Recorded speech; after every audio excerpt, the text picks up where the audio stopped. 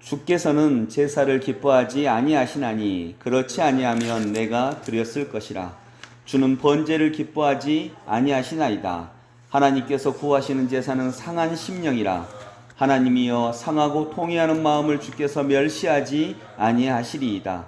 주의 은택으로 시온의 선을 행하시고 예루살렘 성을 쌓으소서. 그때 주께서 의로운 제사와 번제와 온전한 번제를 기뻐하시리니 그때에 그들이 수소를 주의 제단에 드리리이다.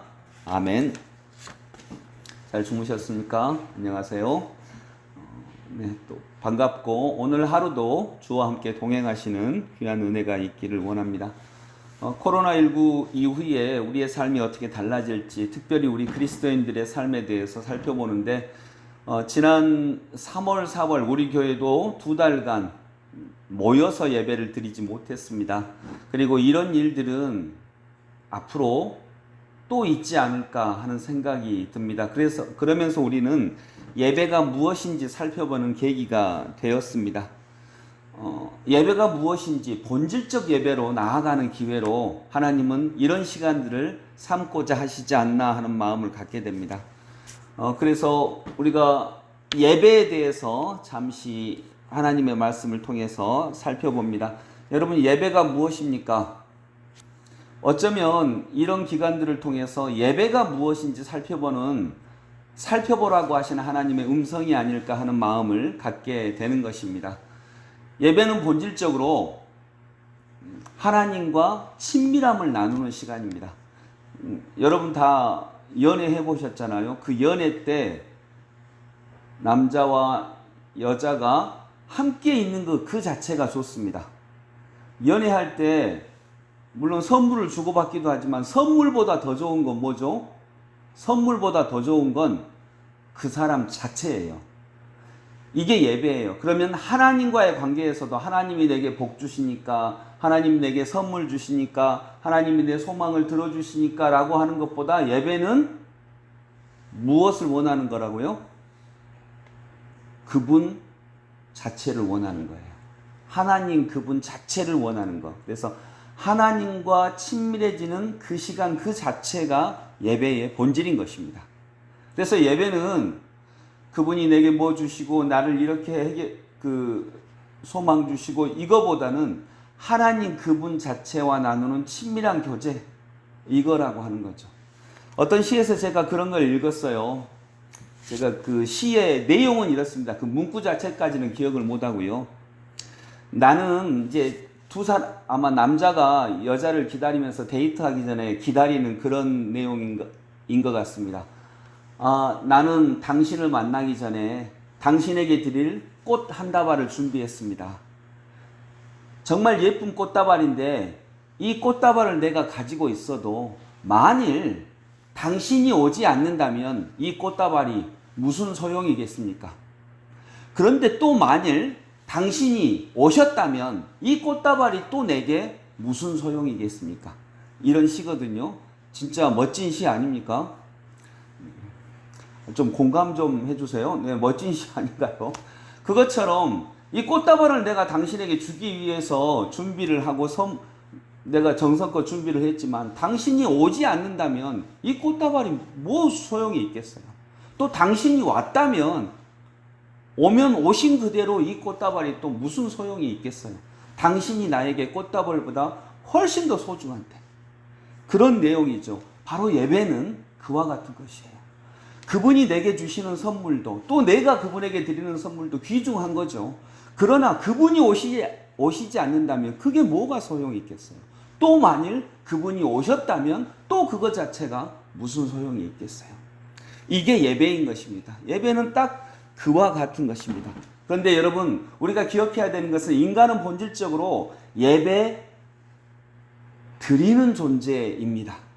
예배를 드리는 존재예요. 근데 인간은 죄성 때문에 예배 드리는 존재가 되기가 어려워요. 예배 받는 존재가 되고자 하는 것입니다. 왜냐하면 우리의 관심은 나 자신이기 때문에 그렇습니다. 하나님도 내게 도움이 되어야 하나님인 거죠.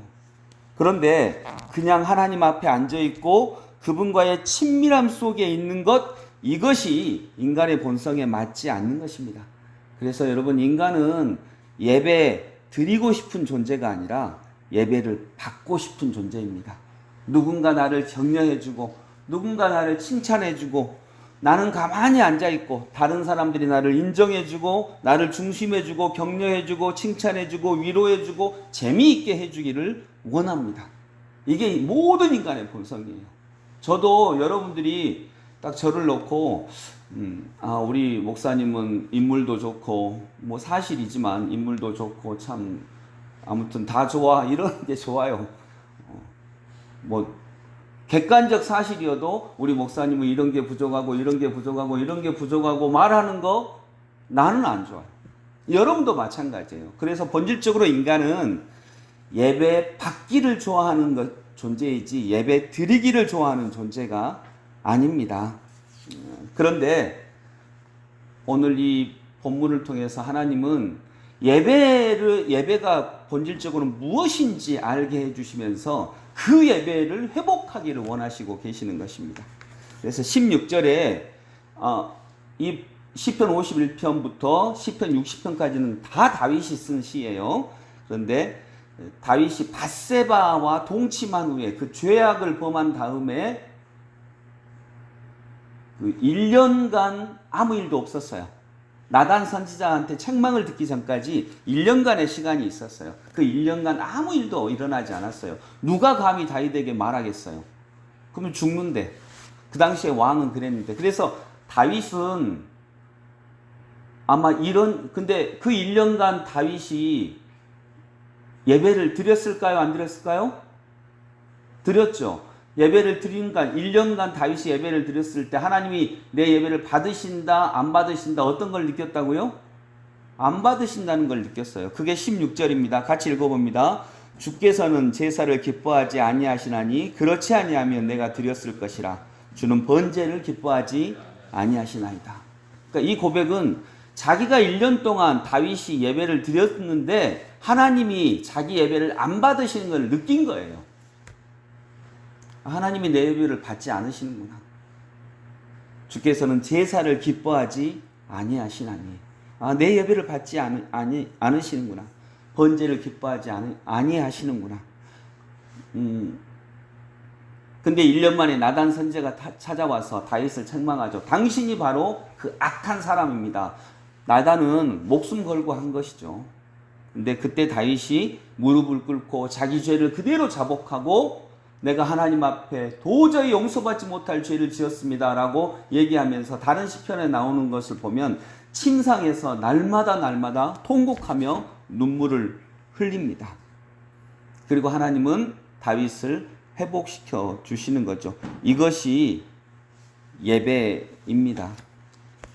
만약 나단 선지자가 다윗한테 폐하 뭐 잘못하기는 하셨는데 그 시대의 다른 왕들에 비하면 이건 뭐 아무것도 아니죠. 그리고 그 전에 다윗 폐하께서 얼마나 하나님한테 충성했는데요. 이제부터 안 그러시면 될 것 같습니다. 하나님은 진짜 폐하를 지금도 사랑하십니다. 뭐 괜찮은 것 같아요. 얼마나 많이 하나님께 그동안 충성했는데요. 이러면 다윗은 은혜 받았을 거예요. 근데 다윗은 은혜 받았겠지만 하나님이 전하고자 하는 진짜 뜻은 아니에요. 그 정도에 머물렀으면 다윗은 지금의 다윗이 되지 못하는 거죠. 근데 하나님은 다윗을 향한 더 큰 꿈이 있었기 때문에 침상 안에서까지 통곡하게 하시는 거예요. 그리고 다윗을 다시 하나님의 사람으로 세워가십니다. 다윗과 친밀한 교제를 나누고 싶으신 거예요. 이것이 예배입니다. 그래서 인간은 본질적으로 예배자가 되기 어렵습니다. 인간은 자기중심적이기 때문에 그렇습니다. 그런데 그걸 극복하고 진짜 예배드리는 자가 될 때 하나님은 그 사람을 하나님의 사람으로 쓰시는 것입니다. 예배는 바로 그런 것입니다. 그래서 이때 다윗이 하나님을 만난 거죠. 여러분, 예수님이 제자들을 만났을 때 제일 마지막으로 하신 말씀,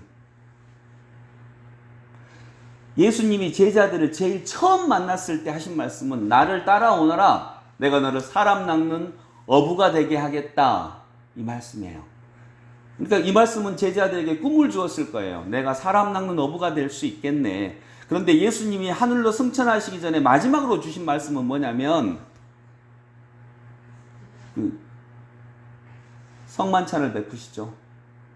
십자가에 달리시기 전날 나를 먹고 마시라. 나를 먹고 마시고 나를 기념하라. 그리고 엠마오로 가던 두 제자에게도 나타나셔서 떡을 떼시면서 말씀하실 때 엠마오로 가던 두 제자가 예수님을 알았죠. 그래서 여러분도 예수님이 스승이신데 우리들은 스승을 만납니다. 근데 스승은 우리를 따라오너라 그렇게 말씀하지 않으실 수도 있습니다. 오히려 주님은 나를 먹고 마셔라. 이 말씀은 뭘까요? 장미는 태양을 따라가지 않습니다. 장미는 태양을 먹고 마실 뿐입니다. 흡수할 뿐입니다. 제자는 스승을 흡수할 뿐입니다. 나를 먹고 마시라. 너희는 나의 술과 빵이 되게 하라. 나를 너희의 술과 빵이 되게 하라. 나로 하여금 너희의 핏속을 흐를 수 있도록 나를 흡수해라. 즉 나를 따라오기 전에 나를 소화시켜라 라고 하는 말씀이겠죠. 나와 하나가 되어라. 이게 예배입니다. 그래서 여러분 장미를 태양을 우리는 흡수할 뿐입니다. 그걸 뭐 따르거나 어떠거나 그런 게 아니라 그 전에 우리는 그걸 만나고 흡수할 뿐이에요. 찬양할 뿐이에요. 그리고 어느 순간 그 장미와 그 태양이 태양빛이 그 뜨거움이 따뜻함이 그냥 내 것이 되고 내 존재가 되는 거죠. 이게 주님과 우리의 일치됨입니다. 일치됨. 이것이 예배인 것이죠. 말씀을 맺으면서 한 주간 동안 여러분이 묵상할 말씀이 그것입니다. 아까 소제목을 읽었는데 다윗셋이 인도자를 따라 부르는 노래. 그래서 제가 인도자를 따라 부르는 노래라고 했죠. 자, 따라서 합니다. 인도자를 따라 부르는 노래. 한 주간 동안 이거 그냥 되뇌이세요. 인도자를 따라 부르는 노래. 예배는 하나님 오셔서 나를 감동시켜 주세요. 하나님 오셔가지고 나를 좀 편하게 해주세요. 하나님 오셔서 내 소원을 들어주세요. 라고 하는 것만은 아닙니다. 그것도 예배입니다. 예배가 아닌 건 절대 아니죠. 그러나 어린 예배입니다. 진짜 예배는 내가 하나님을 따라가는 거예요. 인도자를 따라 부르는 노래예요. 다윗이 인도자를 따라 부르는 노래. 이것이 예배입니다. 거기에 내가 예수님을 먹고 예수님을 마시고 예수님을 흡수하는 그것이 있습니다. 그런 일이 일어납니다. 그것이 예배인 것입니다. 네, 기도하겠습니다. 고맙고 감사하신 주님, 우리가 예배자가 되게 하시니 감사합니다. 인간은 본질적으로 예배자가 되기 어렵지만 이 말씀을 붙잡고 인도자를 따라 부르는 노래를 부르면서 우리가 주님을 따라가고 우리가 주님을 먹고 마시는 가운데 주님이 내 속으로 들어와서 어느 순간 내 몸 안에 또 주님 안에 내가 있고 주님이 내 안에 있는, 그래서 주님을 먹고 마시고 주님을 흡수하는 예배자가 되게 하여 주옵소서. 예수 그리스도 이름으로 기도드립니다.